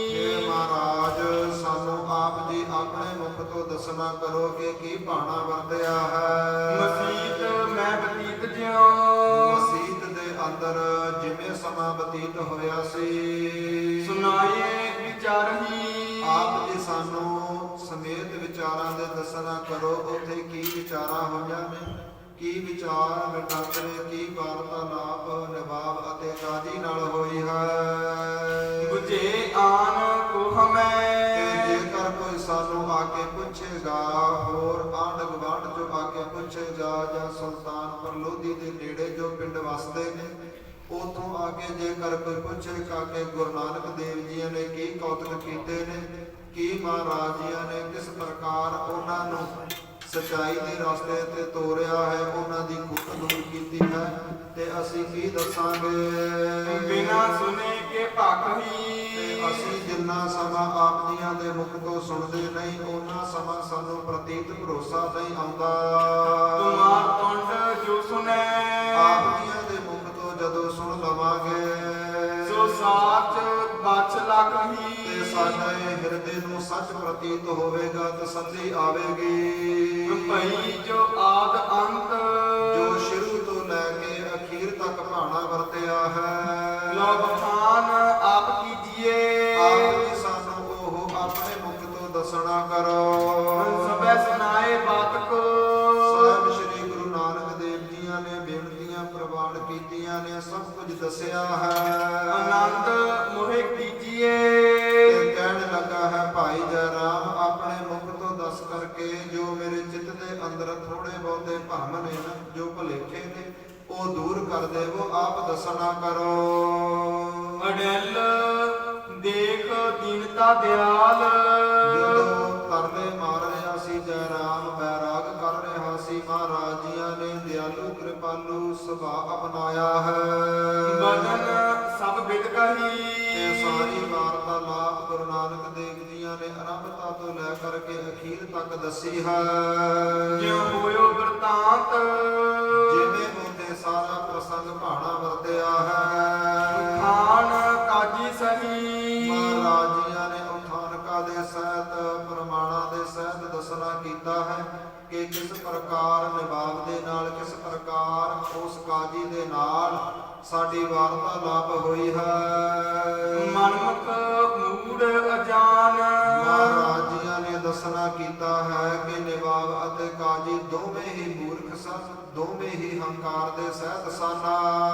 ਨਾ ਮਨ ਥਿਰ ਕਰਤ ਹੈ। ਬਾਣ ਟਿਕਾਓ ਦੇ ਵਿੱਚ ਨਹੀਂ ਸੀ, ਆਪ ਨਿਵਾਜ ਅਦਾ ਕਰ ਰਹੇ ਸਨ ਉਸ ਮਸੀਤ ਦੇ ਅੰਦਰ ਬੈਠ ਕਰਕੇ, ਪਰ ਉਹਨਾਂ ਦਾ ਸਰੀਰ ਹੀ ਸੀ, ਮਨ ਤਾਂ ਕਿਤੇ ਹੋਰ ਉਡਾਰੀਆਂ ਮਾਰਦਾ ਸੀ। ਬਾਹਰ ਵੇਖ ਸਰੀਰ ਤੇ ਬਾਹਰ ਵੇਖ ਸਰੀਰ, ਤੇ ਬਾਹਰੋਂ ਜੋ ਉਹਨਾਂ ਨੇ ਆਪਣਾ ਪਹਿਰਾਵਾ ਬਣਾਇਆ ਸੀ, ਬੜਾ ਧਰਮੀ ਸੀ, ਬੜੇ ਧਰਮੀ ਲੋਕਾਂ ਨੂੰ ਬੜਾ ਧਰਮੀ ਬਾਣਾ ਪਾ ਕਰਕੇ, ਧਰਮੀ ਸਭ ਕੁਝ ਅਪਣਾ ਕਰਕੇ, ਸਾਰਾ ਭੇਸ਼ ਜੋ ਧਰਮੀ ਵਾਲਾ ਬਣਾਇਆ ਸੀ, ਪਰ ਅੰਦਰ ਧਰਮ ਕਿਤੇ ਨਜ਼ਰ ਨਹੀਂ ਆਉਂਦਾ ਸੀ, ਕਿਉਂਕਿ ਮਨ ਦਾ ਟਿਕਾਊ ਨਹੀਂ ਸੀ, ਸੰਸਾਰ ਦੇ ਪਦਾਰਥਾਂ, ਸੰਸਾਰ ਦੇ ਵਿਕਾਰਾਂ ਦੇ ਵਿੱਚ ਵੱਜੇ ਹੋਏ ਸਨ। ਮਹਾਰਾਜ ਕਹਿੰਦੇ ਉਹਨਾਂ ਦਾ ਲਿਬਾਸ ਹੀ ਸਿਰਫ ਧਰਮੀ ਸੀ। ਬੰਦਗੀ ਧਤ ਹੈ। ਪਰ ਬੰਦਗੀ ਵਾਲੀ ਗੱਲ ਰਤੀ ਪਰ ਨਹੀਂ ਸੀ, ਉਹਨਾਂ ਦਾ ਸਰੀਰ ਹੀ ਮਸੀਤ ਦੇ ਅੰਦਰ ਸੀ, ਮਨ ਕਿਤੇ ਹੋਰ ਸੀ। ਗਰਭ ਕਰਹਿ ਨਿਜ ਹਿਰਦੇ। ਤੇ ਮਹਾਰਾਜ ਕਹਿੰਦੇ ਜਿਸ ਹਿਰਦੇ ਦੇ ਅੰਦਰ ਪਰਮੇਸ਼ਰ ਦੀ ਭਗਤੀ ਦਾ ਵਾਸਾ ਹੋਣਾ ਸੀ, ਉਥੇ ਪਰਮੇਸ਼ਰ ਦੀ ਭਗਤੀ ਦੀ ਥਾਂ ਤੇ ਹੰਕਾਰ ਬੈਠਾ ਸੀ। ਖੁਦਾਏ ਕੇ ਯਾਦ ਹੈ। ਖੁਦਾਏ ਕੇ ਯਾਦ ਹੈ, ਜਿਸ ਦਿਲ ਦੇ ਅੰਦਰ ਉਸ ਖੁਦਾ ਦੀਆਂ, ਉਸ ਪਰਮੇਸ਼ਰ ਦੀਆਂ ਯਾਦਾਂ ਹੋਣੀਆਂ ਚਾਹੀਦੀਆਂ ਸਨ, ਉਸ ਦਿਲ ਦੇ ਅੰਦਰ ਵਿਸ਼ੇ ਵਿਕਾਰ ਸਨ। ਝੂਠੇ ਪ੍ਰੇਮ ਬਹੀਨ। ਤੇ ਮਹਾਰਾਜ ਜੀ ਕਹਿੰਦੇ ਜੋ ਦਿਖਾਵਾ ਹੈ ਨਾ ਧਰਮ ਦੇ ਅੰਦਰ, ਇਹ ਪ੍ਰੇਮ ਤੋਂ ਬਿਨਾ ਵੇਖ ਸਭ ਬਾਦ ਹੈ। ਇਹ ਬਣਾਏ ਹੋਏ ਧਰਮੀ ਭੇਸ, ਜੋ ਧਰਮੀ ਪਹਿਰਾਵੇ ਨੇ, ਸਾਰੇ ਹੀ ਵਿਅਰਥ ਨੇ। ਜਿੰਨਾ ਸਮਾਂ ਪਰਮੇਸ਼ਰ ਦੀ ਅੰਦਰ ਬੰਦਗੀ ਨਹੀਂ, ਭਗਤੀ ਨਹੀਂ, ਭਾਵ ਨਹੀਂ, ਉਹਦਾ ਪ੍ਰੇਮ ਨਹੀਂ, ਉਹਨਾਂ ਟਾਈਮ ਬੰਦਾ ਜਿੰਨਾ ਮਰਜ਼ੀ ਧਰਮੀ ਅਖਵਾਈ ਜਾਵੇ, ਮਹਾਰਾਜ ਕਹਿੰਦੇ ਸਾਰਾ ਹੀ ਵਿਅਰਥ ਹੈ। ਵਿਸੈ ਮੋਹ ਮਹਿ ਫਸੇ। ਮਹਾਰਾਜ ਕਹਿੰਦੇ ਵਿਸ਼ੇ ਵਿਕਾਰਾਂ ਵਿੱਚ ਦੋਨੋਂ ਹੀ ਫਸੇ ਸਾਨਾ। ਸਦਾ ਮਨ ਕਹਿ ਬਸੈ ਕਹਿੰਦੇ ਸਦਾ ਹਮੇਸ਼ਾ ਹੀ ਵਿਸ਼ੇ ਵਿਕਾਰਾਂ ਦਾ ਵਾਸਾ ਉਹਨਾਂ ਦੇ ਮਨ ਅੰਦਰ ਹੈ। ਹਉ ਪੁਰਜੇ ਸਵਾਦਨ ਬਾਦ ਤੇ ਜੋ ਵਿਅਰਥ ਹੀ ਸੰਸਾਰ ਦੇ ਸਵਾਦਾਂ ਵਿੱਚ ਉਲਝੇ ਹੋਏ ਨੇ। ਪ੍ਰਭੂ ਰਸ ਕਿਉ ਰਸੈ ਕਹਿੰਦੇ ਜੋ ਸੰਸਾਰ ਦੇ ਸਵਾਦਾਂ ਵਿੱਚ ਉਲਝੇ ਹੋਏ ਨੇ ਨਾ, ਉਹਨਾਂ ਨੂੰ ਪਰਮੇਸ਼ਰ ਦਾ ਰਸ ਕਿੱਥੋਂ ਹੋਣਾ ਹੈ। ਜਿਨ੍ਹਾਂ ਨੇ ਬੁਝਦਿਲੀ ਦੀ ਸੰਗਤ ਕੀਤੀ ਹੈ, ਬੁਝਦਿਲ ਲੋਕਾਂ ਦੇ ਨਾਲ ਰਹੇ ਨੇ, ਉਹਨਾਂ ਨੂੰ ਅਣਖਾਂ ਦਾ ਕੀ ਪਤਾ ਹੈ ਕਿ ਅਣਖਾਂ ਕਿਹੜੇ ਭਾਅ ਨੇ। ਕਹਿੰਦੇ ਇਸੇ ਪ੍ਰਕਾਰ ਹੀ ਕਹਿੰਦੇ ਉਹ ਸੰਸਾਰ ਦੇ ਸਵਾਦਾਂ ਵਿੱਚ, ਸੰਸਾਰ ਦੇ ਪਦਾਰਥਾਂ ਸਵਾਰਥਾਂ ਵਿੱਚ ਗਰਸੇ ਹੋਏ ਸਨ। ਮਹਾਰਾਜ ਕਹਿੰਦੇ ਉਹਨਾਂ ਨੂੰ ਪਰਮੇਸ਼ਰ ਦੀ ਭਗਤੀ ਦਾ ਕੀ ਰਸ ਹੈ। ਜਹ ਤਹ ਮਨ ਤਿਨਹੁ ਤੋ ਕਹਿੰਦੇ ਜਹ ਤਹ ਮਨ ਤਿਨ ਤੋ, ਕਹਿੰਦੇ ਇੱਥੇ ਉੱਥੇ ਮਨ ਉਡਾਰੀਆਂ ਮਾਰਦਾ ਸੀ। ਬਤਾਇਓ ਸਭ ਤੇ ਸਹੀ ਮਹਾਰਾਜ ਜੀਆਂ ਨੇ ਸਾਰਾ ਕੁਝ ਹੀ ਦੱਸਣਾ ਕੀਤਾ ਹੈ ਕਿ ਕਿਸ ਪ੍ਰਕਾਰ ਜੋ ਕਾਜੀ ਹੈ ਉਹ ਵਛੇਰੇ ਮਗਰ ਦੌੜ ਰਿਹਾ ਸੀ ਮਨ ਕਰਕੇ। ਕਿਸ ਪ੍ਰਕਾਰ ਜੋ ਨਵਾਬ ਦੌਲਤ ਖਾਨ ਹੈ ਸਰੀਰ ਮਸੀਤ ਦੇ ਅੰਦਰ ਸੀ, ਆਪ ਕਾਬਲ ਕੰਧਾਰ ਫਿਰਦਾ ਸੀ। ਮਹਾਰਾਜ ਜੀਆਂ ਨੇ ਸਾਰਾ ਵਰਤਾਂਤ ਦੱਸਿਆ ਹੈ। ਕਰਤ ਜਗਤ ਕੋ ਧੰਦ ਮਹਾਰਾਜ ਜੀ ਕਹਿੰਦੇ ਇਹ ਜਿਹੜੇ ਲੋਕ ਨੇ ਨਾ, ਇਹ ਸੰਸਾਰ ਦੇ ਧੰਦਿਆਂ ਕੰਮਾਂ ਵਿੱਚ ਫਸੇ ਹੋਏ ਨੇ। ਸਥਿਰ ਇੱਕ ਛਿਨ ਨਹੀਂ ਕਹਿੰਦੇ ਸਥਿਰ ਇੱਕ ਛਿਣ ਨਹੀਂ, ਇੱਕ ਪਲ ਲਈ ਇਹਨਾਂ ਦਾ ਮਨ ਟਿਕਾਓ ਵਿੱਚ ਨਹੀਂ ਆਉਂਦਾ। ਮਹਾਰਾਜ ਕਹਿੰਦੇ ਨਿਵਾਜ ਅਦਾ ਕਰਦੇ ਨੇ, ਨਿਵਾਜ ਕਰਕੇ ਉੱਠ ਖੜਦੇ ਨੇ, ਇੱਕ ਪਲ ਵੀ ਇਹਨਾਂ ਦਾ ਜੋ ਮਨ ਹੈ ਉਹ ਟਿਕਾਓ ਵਿੱਚ ਨਹੀਂ ਆਉਂਦਾ। ਸਾਡੇ ਨਾਲ ਵੀ ਇਹੀ ਹੈ। ਜਪਜੀ ਸਾਹਿਬ ਆਰੰਭ ਕਰਦੇ ਹਾਂ, ਪਤਾ ਨਹੀਂ ਮਨ ਕਿੱਥੇ ਕਿੱਥੇ ਉਡਾਰੀਆਂ ਮਾਰਦਾ ਫਿਰਦਾ ਹੈ। ਉਦੋਂ ਪਤਾ ਲੱਗਦਾ ਹੈ ਜਦੋਂ ਗੁਰਬਾਣੀ ਪੜ੍ਹਦਿਆਂ ਸ਼ਲੋਕ ਤੇ ਆ ਜਾਂਦੇ। ਇਸੇ ਪ੍ਰਕਾਰ ਹੀ ਜੋ ਮਨ ਹੈ ਨਾ, ਉਹ ਸੰਸਾਰ ਦੇ ਕੰਮਾਂ ਧੰਦਿਆਂ ਵਿੱਚ ਫਸਿਆ ਹੋਇਆ ਹੈ। ਮਨ ਕਿਤੇ ਹੋਰ ਉਡਾਰੀਆਂ ਮਾਰਦਾ ਹੈ, ਸਰੀਰ ਕਿਤੇ ਹੋਰ ਹੁੰਦਾ ਹੈ। ਸੁਣ ਕਰ ਨਿਮਿਓ ਨਰੇਸ਼ ਤੇ ਮਹਾਰਾਜ ਜੀਆਂ ਨੇ ਦੱਸਣਾ ਕੀਤਾ ਹੈ ਕਿ ਮੇਰੇ ਇਸ ਪ੍ਰਕਾਰ ਵਚਨ ਵਿਲਾਸ ਸੁਣੇ ਨੇ ਜਦੋਂ ਵਾਰਤਾਲਾਪ ਹੋਈ ਹੈ। ਜੋ ਸੁਲਤਾਨ ਪ੍ਰਲੋਧੀ ਦਾ ਰਾਜਾ ਸੀ, ਬੜਾ ਹੰਕਾਰ ਕਰ ਬੈਠਾ ਸੀ, ਕਹਿੰਦੇ ਮੇਰੇ ਚਰਨਾਂ ਪਾਸ ਨਿਭ ਗਿਆ ਹੈ, ਨੀਵੀਂ ਪਾਈ ਹੈ। ਸੋ ਨਿਸ਼ਚਾ ਪਾਇ ਕੈ ਉਹਦੇ ਹਿਰਦੇ ਅੰਦਰ ਸੱਚ ਪ੍ਰਤੀਤ ਹੋਇਆ ਹੈ, ਸੱਚ ਦਾ ਵਾਸਾ ਹੋਇਆ ਹੈ। ਹਮ ਬਖਸ਼ੋ ਭੂਲ ਜੋ ਭਨਿਓ ਤੇ ਉਹਨਾਂ ਨੇ ਆਪਣੀਆਂ ਭੁੱਲਾਂ ਬਖਸ਼ਾ ਲਈਆਂ ਨੇ। ਦਇਆ ਮਨ ਲਾਇਕੈ ਦਇਆ ਮਨ ਲਾਇਕ ਹੈ। ਅਸੀਂ ਵੀ ਹਿਰਦੇ ਅੰਦਰ ਦਇਆ ਨੂੰ ਧਾਰਨ ਕੀਤੀ ਹੈ। ਜਦੋਂ ਉਹਨਾਂ ਨੇ ਤਰਲਾ ਮਾਰਿਆ ਹੈ, ਸਾਡੇ ਚਰਨ ਪਰਸੇ ਨੇ, ਅਸੀਂ ਵੀ ਕਿਰਪਾ ਦ੍ਰਿਸ਼ਟੀ ਕੀਤੀ ਹੈ। ਉਹਨਾਂ ਦੀਆਂ ਜੋ ਭੁੱਲਾਂ ਸਨ ਉਹ ਅਸੀਂ ਬਖਸ਼ ਲਈਆਂ ਨੇ। ਬਹੁਰ ਦਰਬ ਕੀ ਬਾਤ ਤੇ ਮਹਾਰਾਜ ਕਹਿੰਦੇ ਭੁੱਲਾਂ ਬਖਸ਼ਾ ਕਰਕੇ ਫਿਰ ਨਵਾਬ ਦੌਲਤ ਖਾਨ ਨੇ ਬੜੀ ਸਿਆਣੀ ਗੱਲ ਕੀਤੀ ਹੈ। ਫਿਰ ਉਸ ਨੇ ਧਨ ਦੀ ਗੱਲ ਕੀਤੀ ਹੈ। ਨਵਾਬ ਬਖਾਨਿਆ ਉਹਨੇ ਸਾਨੂੰ ਪੁੱਛਣਾ ਕੀਤਾ ਸੀ ਕਿ ਜੋ 760 ਰੁਪਏ ਨੇ ਉਹਨਾਂ ਨੂੰ ਕਿਸ ਪ੍ਰਕਾਰ ਖਰਚਿਆ ਜਾਵੇ। ਅਰਧ ਦੀਨ ਸ੍ਰੀ ਚੰਦ ਤੇ ਨਵਾਬ ਦੌਲਤ ਖਾਨ ਨੂੰ ਅਸੀਂ ਕਿਹਾ ਹੈ ਕਿ ਨਵਾਬ ਜੀ ਜਿਵੇਂ ਆਪ ਜੀਆਂ ਨੂੰ ਚੰਗਾ ਲੱਗੇ ਉਵੇਂ ਕਰ ਲਵੋ। ਆਪ ਜੀਆਂ ਨੂੰ ਕੋਈ ਵੀ ਝਿੜਕੇਗਾ ਨਾ, ਆਪ ਜੀਆਂ ਨੂੰ ਕੋਈ ਵੀ ਰੋਕੇਗਾ ਨਾ, ਹਟਾਵੇਗਾ ਨਾ। ਤੇ ਫਿਰ ਉਹਨਾਂ ਨੇ ਫੈਸਲਾ ਕੀਤਾ ਸੀ ਕਿ ਅੱਧਾ ਧਨ ਅਸੀਂ ਬਾਬੇ ਸ਼੍ਰੀ ਚੰਦ ਨੂੰ ਭਾਵ ਪਰਿਵਾਰ ਨੂੰ ਦੇਵਾਂਗੇ। ਅਰਧ ਖਿਤ ਦਾਨਿਆ ਤੇ ਜੋ ਅੱਧਾ ਬਚੇਗਾ ਉਹ ਆਪ ਜੀਆਂ ਦੇ ਬਚਨ ਅਨੁਸਾਰ ਲੋੜਵੰਦਾਂ ਫਕੀਰਾਂ ਵਿੱਚ ਵੰਡਾਂਗੇ। ਕਹਿ ਕਰ ਗਮਨਿਓ ਸਦਨ ਇਸ ਪ੍ਰਕਾਰ ਵਾਰਤਾਲਾਪ ਹੋਈ ਹੈ। ਨਵਾਬ ਨੇ ਆਪਣੇ ਘਰ ਨੂੰ ਜਾਣਾ ਕੀਤਾ ਹੈ। ਵੰਦਨਾ ਖਾਨ ਸੋ ਤੇ ਨਮਸਕਾਰ ਸਾਨੂੰ ਕਰਕੇ ਹਮ ਆਏ ਤੁਮ ਨਿਕਟ ਅਸੀਂ ਵੀ ਮਸੀਤ ਤੋਂ ਚਾਲੇ ਪਾ ਦਿੱਤੇ ਸਨ। ਬਹੁਤੀ ਭੀੜ ਸੀ, ਅਸੀਂ ਵੀ ਆਪ ਜੀਆਂ ਦੇ ਘਰ ਚੱਲ ਆਏ ਹਾਂ। ਭਾਈ ਇਬ ਜਾਨਸ ਇਸ ਪ੍ਰਕਾਰ ਉੱਥੇ ਸਾਰਾ ਬਾਣਾ ਵਰਤਿਆ ਹੈ। ਜੀਜਾ ਜੀ ਐਉ ਕਰੀ ਤੇ ਸਾਹਿਬ ਸ੍ਰੀ ਗੁਰੂ ਨਾਨਕ ਦੇਵ ਜੀ ਕਹਿਣ ਲੱਗੇ, ਇਹ ਜੀਜਾ ਜੀ ਆਪ ਜੀ ਰਿਸ਼ਤੇ ਵਿੱਚ ਵੱਡੇ ਹੋ, ਸਤਿਕਾਰਯੋਗ ਹੋ, ਮੇਰੇ ਪਿਆਰੇ ਹੋ। ਇਹ ਜੀਜਾ ਭੇਜਿਆ ਜੀ ਮੈਂ ਇਸ ਪ੍ਰਕਾਰ ਉੱਥੇ ਭਾਣਾ ਵਰਤਾਇਆ ਹੈ। ਭਲੀ ਕੈਦੋਂ ਧਰੀ ਪੁਰੀ ਹੁਣ ਇਹ ਨਹੀਂ ਮੈਨੂੰ ਪਤਾ ਕਿ ਮੇਰਾ ਵਰਤਾਇਆ ਕੌਤਕ ਆਪ ਜੀਆਂ ਨੂੰ ਭਲਾ ਭਾਵ ਚੰਗਾ ਲੱਗੇਗਾ ਜਾਂ ਮਾੜਾ ਲੱਗੇਗਾ। ਚੰਦਰ ਬਾਰਨ ਕੀ ਭੀੜ ਹੁਲੀ ਉੱਥੇ 11 ਵਰਨਾਂ ਦੇ ਲੋਕ ਖੜੇ ਸਨ, ਬਹੁਤੀ ਭੀੜ ਸੀ ਕਹੇ ਬਹੁ ਜੁਰੀ ਤੇ ਬਹੁਤੀ ਭੀੜ ਜੁੜੀ ਹੋਈ ਸੀ। ਸਭਨ ਸੁਨੇ ਇਹ ਵਾਕ ਤੇ ਸਾਰਿਆਂ ਨੇ ਉੱਥੇ ਜੋ ਵੀ ਭਾਣਾ ਵਰਤਿਆ ਹੈ ਆਪਣੇ ਕੰਨੀ ਸੁਣਿਆ ਹੈ, ਅੱਖੀਂ ਵੇਖਿਆ ਹੈ। ਅਸੀਂ ਅਤਸੈ ਭਈ ਤੇ ਉੱਥੇ ਜੋ ਭਾਣਾ ਵਰਤਿਆ ਹੈ ਬਹੁਤਿਆਂ ਲੋਕਾਂ ਦਾ ਹਾਸਾ ਵੀ ਨਿਕਲਿਆ ਹੈ, ਬਹੁਤਿਆਂ ਨੇ ਨਿਬਾਬ ਦਾ ਅਤੇ ਕਾਜੀ ਦਾ ਮਖੌਲ ਵੀ ਉਡਾਇਆ ਸੀ। ਹੋ ਸੁਨ ਇਹ ਸ਼ਰਬਨ ਜਰਾਮ ਇਸ ਪ੍ਰਕਾਰ ਜਦੋਂ ਸਾਰਾ ਪ੍ਰਸੰਗ ਮਹਾਰਾਜੀਆਂ ਦੇ ਪਾਵਨ ਮੁਖ ਤੋਂ ਭਾਈ ਜੈ ਰਾਮ ਨੇ ਸੁਣਿਆ ਹੈ।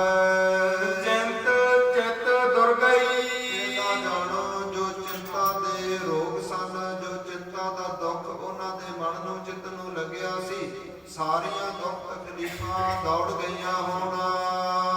ਨਰਾਜ ਛੰਦ ਜਰਾਮ ਜੋਰ ਹੱਥ ਬੈਨ ਤੇ ਜਦੋਂ ਇਸ ਪ੍ਰਕਾਰ ਮਹਾਰਾਜੀਆਂ ਨੇ ਸਾਰਾ ਪ੍ਰਸੰਗ ਦੱਸ ਦਿੱਤਾ ਹੈ, ਫਿਰ ਭਾਈ ਜੈ ਰਾਮ ਨੇ ਵੀ ਹੱਥ ਜੋੜ ਲਾਏ ਨੇ।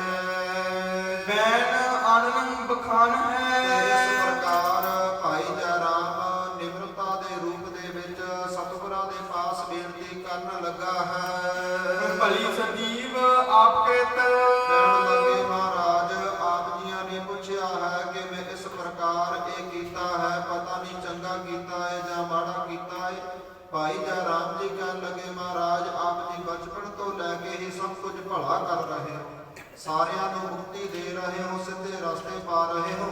ਆਪ ਜੀਆਂ ਨੇ ਹੁਣ ਤੱਕ ਕੋਈ ਵੀ ਕੰਮ ਮਾੜਾ ਨਹੀਂ ਕੀਤਾ ਕੋ ਬੁਰੀ ਸੋ ਮਨ ਹੈ ਤੇ ਆਪ ਜੀ ਬੜੇ ਆਨੰਦ ਦੇ ਸਹਿਤ ਹੋ, ਸਤਿਕਾਰਯੋਗ ਹੋ। ਆਪ ਜੀਆਂ ਨੇ ਕੋਈ ਵੀ ਬੁਰਾ ਕੰਮ ਨਹੀਂ ਕੀਤਾ, ਆਪ ਜੀਆਂ ਨੇ ਜੋ ਕੀਤਾ ਹੈ ਚੰਗਾ ਕੀਤਾ ਹੈ। ਮਿਆੰਕ ਮਾਰ ਤੰਡ ਜਿਉ ਕਹਿੰਦੇ ਆਪ ਜੀਆਂ ਦਾ ਜੋ ਸੁਭਾਅ ਹੈ ਉਹ ਇਸ ਪ੍ਰਕਾਰ ਹੈ, ਸੂਰਜ ਵਰਗਾ ਹੈ, ਚੰਦਰਮੇ ਵਰਗਾ ਹੈ।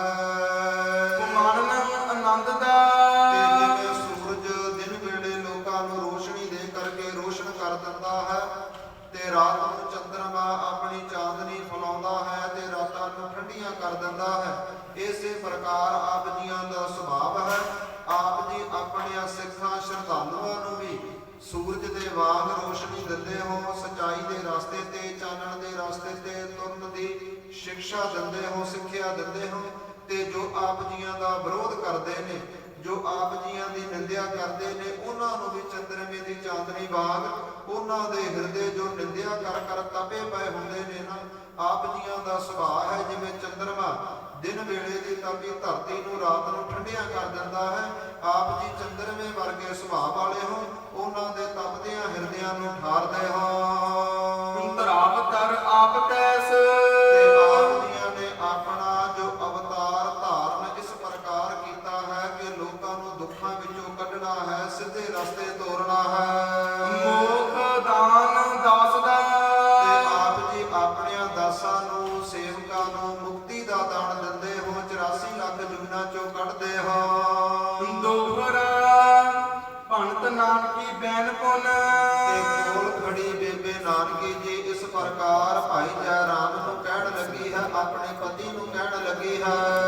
ਆਏ ਕੇ ਨਾ ਪ੍ਰਤੀਤ ਕਹਿਣ ਲੱਗੀ ਹੇ ਪਤੀ ਜੀ ਹੁਣ ਮੈਨੂੰ ਦੱਸੋ ਤੁਹਾਨੂੰ ਮੇਰੇ ਭਰਾਤਾ ਤੇ ਭਰੋਸਾ ਆਇਆ ਹੈ ਕਿ ਨਹੀਂ? ਤੁਸੀਂ ਬਿਨਾਂ ਗੱਲੋਂ ਡੋਲ ਜਾਂਦੇ ਹੋ, ਰੋਟੀ ਪਾਣੀ ਖਾਣਾ ਛੱਡ ਜਾਂਦੇ ਹੋ, ਆਪ ਜੀ ਦੁੱਖਾਂ ਦੇ ਸਹਿਤ ਹੋ ਕਰਕੇ ਕਮਰੇ ਵਿੱਚ ਬੰਦ ਹੋ ਜਾਂਦੇ ਹੋ ਤੇ ਰੋ ਰੋ ਕੇ ਆਪਣਾ ਬੁਰਾ ਹਾਲ ਕਰ ਲੈਂਦੇ ਹੋ। ਹੁਣ ਮੈਨੂੰ ਦੱਸਣਾ ਕਰੋ, ਆਪ ਜੀਆਂ ਨੇ ਸਾਰਾ ਪ੍ਰਸੰਗ ਸੁਣ ਲਿਆ ਹੈ, ਹੁਣ ਦੱਸਣਾ ਕਰੋ ਕਿ ਮੇਰੇ ਭਰਾਤਾ ਉੱਪਰ ਭਰੋਸਾ ਆਇਆ ਹੈ ਕਿ ਨਹੀਂ, ਜਾਂ ਹਜੇ ਵੀ ਕੋਈ ਹਿਰਦੇ ਅੰਦਰ ਇਹਨਾਂ ਦੀ ਬਾਬਤ ਭਰਮ ਭੁਲੇਖਾ ਹੈ। ਆਪ ਲੋਕ ਕਿਦੋਂ ਸੰਦੇਹ ਔਰ ਤੇ ਜੇਕਰ ਹਜੇ ਵੀ ਕੋਈ ਹਿਰਦੇ ਅੰਦਰ ਸ਼ੰਕਾ ਹੈ ਕਰੋ ਨਾ ਅਸਥਿਰ ਚੀਤ ਤੇ ਆਪ ਜੀ ਆਪਣਿਆਂ ਭਰਮ ਭੁਲੇਖਿਆਂ ਨੂੰ ਕੱਢ ਦੇਵੋ। ਜੋ ਆਪ ਜੀਆਂ ਦਾ ਮਨ ਹੈ ਨਾ, ਜੋ ਪਲ ਪਲ ਬਾਅਦ ਡੋਲ ਜਾਂਦਾ ਹੈ, ਉਸ ਨੂੰ ਸਥਿਰ ਕਰੋ, ਉਸ ਨੂੰ ਟਿਕਾਓ ਵਿੱਚ ਲਿਆਓ। ਉਠੋ ਰਸੋਈ ਜਗੀਏ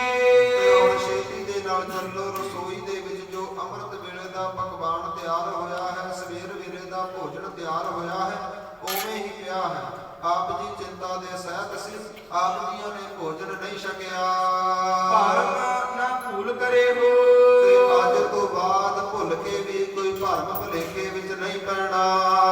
ਕਿਰਪਾ ਸਿੰਧ ਨਾਨਕ ਨਿਕਟ, ਕਿਰਪਾ ਦੇ ਸਮੁੰਦਰ ਨੇ ਸਾਹਿਬ ਸ੍ਰੀ ਗੁਰੂ ਨਾਨਕ ਦੇਵ ਜੀ। ਜਗ ਚਿੰਤਾ ਤਜ ਦੇਵੋ, ਆਪ ਜੀ ਇਹਨਾਂ ਦੀ ਕਿਰਪਾ ਰੂਪੀ ਜਲ ਦੇ ਵਿੱਚ ਇਸ਼ਨਾਨ ਕਰੋ। ਜੋ ਚਿੰਤ ਦੇ ਚਿੰਤਾ ਨੇ, ਜੋ ਝੋਰੇ ਨੇ, ਜੋ ਦੁੱਖ ਨੇ, ਉਹ ਸਾਰੇ ਹੀ ਮੇਟ ਦੇਵੋ, ਸਾਰੇ ਲਾ ਦੇਵੋ।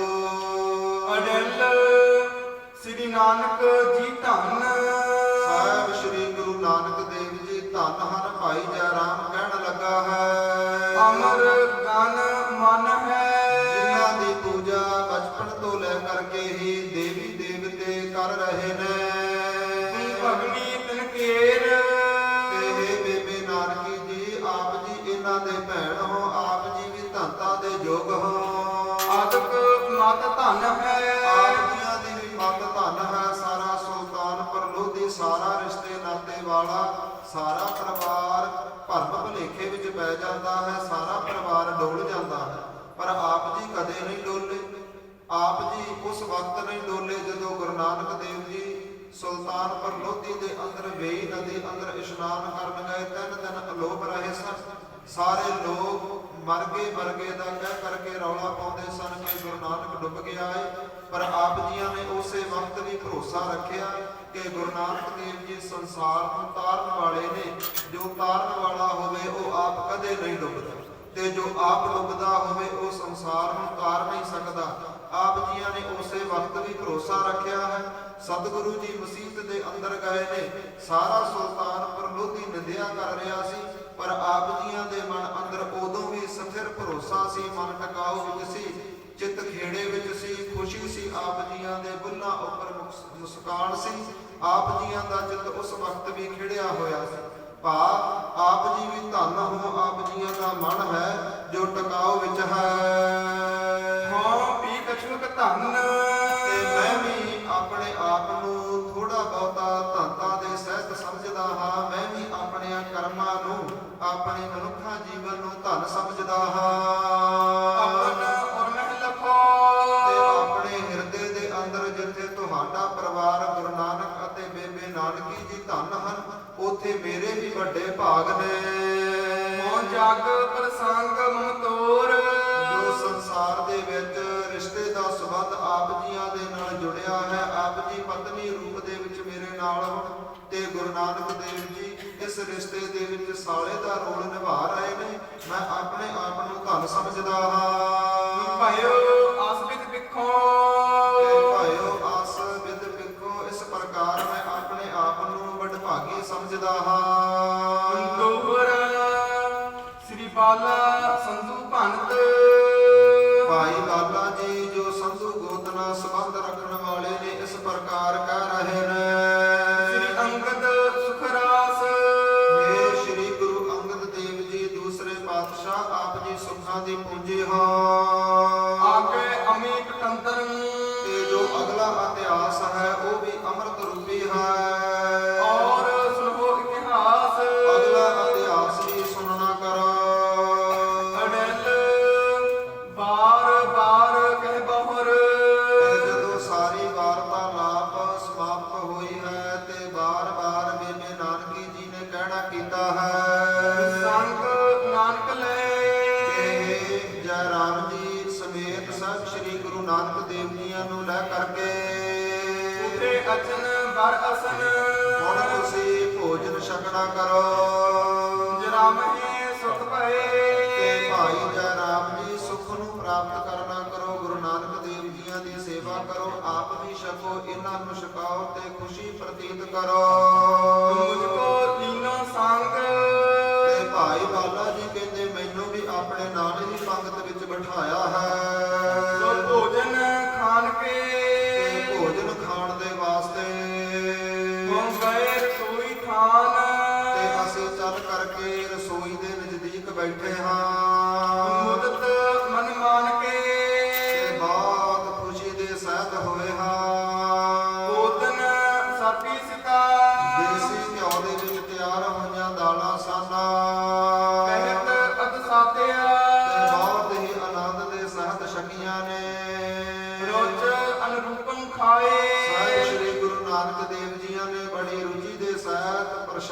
ਗਿਆ ਹੈ ਉੱਠੇ ਸਹਿਲਾਦਿਆ ਤੇ ਰੱਜ ਕਰਕੇ ਪੇਟ ਭਰ ਕਰਕੇ ਉੱਠੇ ਨੇ ਪੁਨ ਭਰਿਆ ਕਟਸਾਏ ਤੇ ਬਾਅਦ ਦੇ ਵਿੱਚ ਭਾਈ ਜੈ ਰਾਮ ਨੇ ਸੁੰਦਰ ਪਲੰਗ ਵਿਛਾਉਣਾ ਕੀਤਾ ਹੈ ਕੋਟੇ ਪਰਮ ਸੁਖ ਸਾਹਿਬ ਸ੍ਰੀ ਗੁਰੂ ਨਾਨਕ ਦੇਵ ਜੀ ਪਲੰਗ ਦੇ ਉੱਪਰ ਸਜੇ ਨੇ ਖੁਸ਼ੀਆਂ ਵੰਡ ਰਹੇ ਨੇ ਜਿਸ ਦਰਸ਼ਨ ਤੇ ਬ੍ਰਿੰਦ ਕਹਿਣ ਲੱਗੇ ਜਿਨ੍ਹਾਂ ਦੇ ਦਰਸ਼ਨ ਕਰਕੇ ਸਮੂਹੀ ਸਭੇ ਟਲ ਜਾਹੇ ਦੁਖ ਸਾਰੇ ਪਾਪ ਟਲ ਜਾਂਦੇ ਨੇ ਦੋਹਰਾ ਪਤ ਸੁਣਤ ਇਤਿਹਾਸ ਹੈ ਭਾਈ ਬਾਲਾ ਜੀਆਂ ਨੇ ਬਚਨ ਕੀਤੇ ਨੇ ਕਿ ਇਹ ਜਿਹੜਾ ਇਤਿਹਾਸ ਹੈ ਨਾ ਗੁਰ ਇਤਿਹਾਸ ਹੈ ਪਤਤ ਸੁਨਤ ਇਤਿਹਾਸ ਜੇਕਰ ਪਾਪੀ ਲੋਕ ਵੀ ਜੋ ਇਤਿਹਾਸ ਉੱਪਰ ਸ਼ੰਕਾ ਕਰਦੇ ਨੇ ਗੁਰੂ ਉੱਪਰ ਸ਼ੰਕਾ ਕਰਦੇ ਨੇ ਜਾਂ ਜੋ ਕਰਮਾਂ ਕਰਕੇ ਭੈੜੇ ਕਰਮ ਕਰਦੇ ਨੇ ਜਿਨ੍ਹਾਂ ਦਾ ਗੁਰੂ ਘਰ ਨਾਲ ਕੋਈ ਸੰਬੰਧ ਨਹੀਂ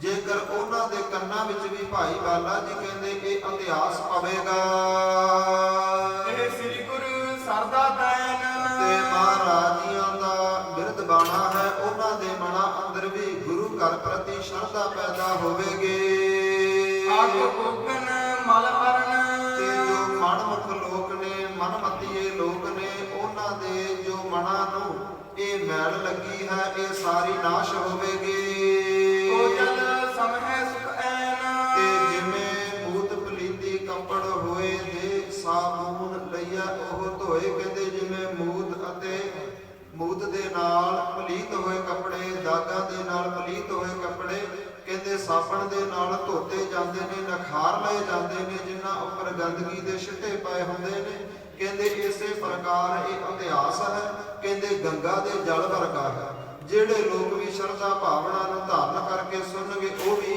ਜਿਹੜੇ ਮਨਮੁਖ ਲੋਕ ਇਸ ਇਤਿਹਾਸ ਦੇ ਵਿੱਚੋਂ ਕਮੀਆਂ ਲੱਭਣ ਲਈ ਇਤਿਹਾਸ ਨੂੰ ਸੁਣਨਗੇ ਮਹਾਰਾਜ ਭਾਈ ਬਾਲਾ ਜੀ ਕਹਿ ਰਹੇ ਨੇ ਕਿ ਉਹਨਾਂ ਦੇ ਮਨਾਂ ਨੂੰ ਜੋ ਵਿਕਾਰਾਂ ਦੀ ਮੈਲ ਹੈ ਹੰਕਾਰ ਦੀ ਮੈਲ ਹੈ ਉਹ ਸਾਰੀ ਧੋਤੀ ਜਾਵੇਗੀ ਇਹ ਜਿਹੜਾ ਇਤਿਹਾਸ ਹੈ ਇਹ ਜਲ ਵਰਗਾ ਹੈ ਜਿਵੇਂ ਹਿੰਦੂ ਧਰਮ ਦੇ ਅੰਦਰ ਗੰਗਾ ਦੇ ਜਲ ਦੀ ਮਹੱਤਤਾ ਹੈ ਇਸ਼ਨਾਨ ਕਰਕੇ ਪਵਿੱਤਰ ਸਮਝਦੇ ਨੇ ਗੁਰਸਿੱਖਾ ਤੇਰੇ ਲਈ ਗੰਗਾ ਦਾ ਜਲ ਇਹੀ ਹੈ ਤੇਰੇ ਨਗਰ ਦੇ ਵਿੱਚ ਅੱਜ ਗੰਗਾ ਵਹਿ ਰਹੀ ਹੈ ਇਤਿਹਾਸ ਰੂਪੀ ਇਹ ਤੂੰ ਵੇਖਣਾ ਹੈ ਇਸ਼ਨਾਨ ਇਹਦੇ ਵਿੱਚ ਬੈਠ ਕਰਕੇ ਸਤ ਸੰਗਤ ਦੇ ਵਿੱਚ ਬੈਠ ਕਰਕੇ ਕਰਨਾ ਹੈ ਜਾਂ ਦੂਰ ਖੜ ਕੇ ਹੀ ਕੁਝ ਛਿੱਟਿਆਂ ਦਾ ਆਨੰਦ ਮਾਣਨਾ ਹੈ ਛੱਲਾਂ ਦਾ ਆਨੰਦ ਮਾਣਨਾ ਹੈ ਪਰ ਯਾਦ ਰੱਖੀ ਜੋ ਇਹ ਇਤਿਹਾਸ ਹੈ ਇਹ ਜਲ ਰੂਪੀ ਹੈ ਮਨ ਨੂੰ ਲੱਗੀਆਂ ਵਿਕਾਰਾਂ ਦੀਆਂ ਮੈਲਾਂ ਮਨ ਨੂੰ ਲੱਗੀਆਂ ਹੰਕਾਰਾਂ ਦੀਆਂ ਮੈਲਾਂ ਇਹ ਜ਼ਰੂਰ ਦੂਰ ਕਰੇਗਾ ਭਾਈ ਬਾਲਾ ਜੀ ਨੇ ਇਹ ਵਚਨ ਕਰ ਦਿੱਤੇ ਨੇ ਪਹਿਲੇ ਵਚਨ ਗੁਰੂ ਅੰਗਦ ਦੇਵ ਜੀਆਂ ਨੇ ਕੀਤੇ ਸਨ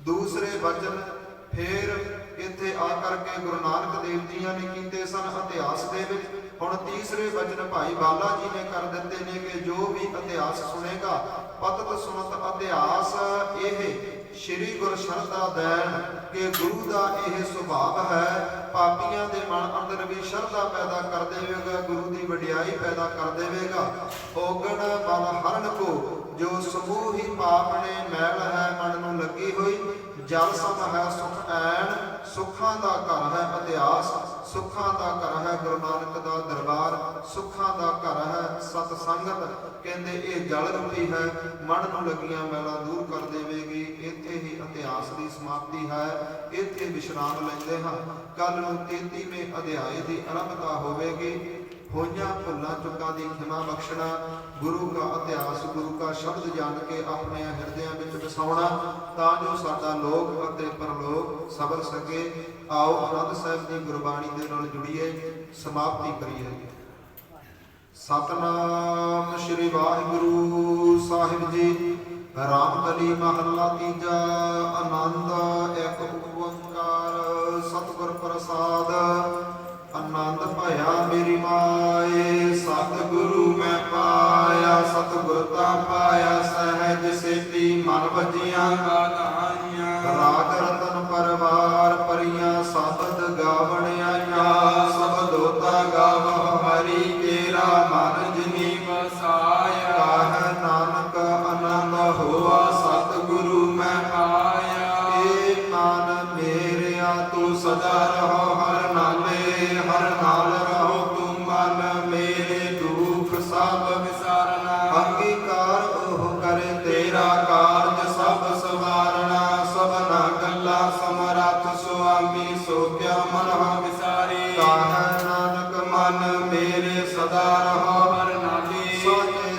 ਸਾਹਿਬਾ ਕਿਆ ਨਾਹੀ ਕਰ ਤੇਰਾ ਕਰਤਾ ਤੇਰਾ ਸਭ ਕਿਛ ਹੈ ਜਿਸ ਦੇਹ ਸੋ ਪਾਵਈ ਸਦਾ ਸਿਫਤ ਸਲਾਹ ਤੇਰੀ ਨਾਮ ਮਨ ਵਸਾਵਈ ਨਾਮ ਜਿਨ ਕੈ ਮਨ ਵਸਿਆ ਵਾਜੇ ਸ਼ਬਦ ਕਨੇਰੇ ਕਾਹੈ ਨਾਨਕ ਸੱਚੇ ਸਾਹਿਬ ਕਿਆ ਨਾਹੀ ਕਰ ਤੇਰਾ ਸਾਚਾ ਨਾਮ ਮੇਰਾ ਆਧਾਰੋ ਸਾਚ ਨਾਮ ਆਧਾਰ ਮੇਰਾ ਜਿਨ ਭੁੱਖਾ ਸਭ ਗਵਾਈਆਂ ਕਰ ਸ਼ਾਂਤ ਸੁਖ ਮਨ ਆਇ ਵਸਿਆ ਜਿਨ ਇੱਛਾ ਸਭ ਪੁਜਾਈਆਂ ਸਦਾ ਕੁਰਬਾਨ ਕੀਤਾ ਗੁਰ ਬਿਟਹੁ ਜਿਸ ਦੀਆਂ ਇਹ ਵਡਿਆਈਆਂ ਕਾਹੈ ਨਾਨਕ ਸੁਨਹੁ ਸੰਤਹੁ ਸ਼ਬਦ ਤਰਹੁ ਪਿਆਰੋ ਸਾਚਾ ਨਾਮ ਮੇਰਾ ਆਧਾਰੋ ਵਾਜੇ ਪੰਜ ਸ਼ਬਦ ਤਤ ਘਰ ਸੁਭਾਗੈ ਘਰ ਸੁਭਾਗੈ ਸ਼ਬਦ ਵਾਜੇ ਕਲਾ ਜਿਤ ਕਰ ਧਾਰਿਆ ਪੰਜ ਦੂਤ ਤੁਧ ਵਸ ਕੀਤੇ ਕਾਲ ਕੰਟਕ ਮਾਰਿਆ ਗੁਰ ਕਰਮ ਪਾਇਆ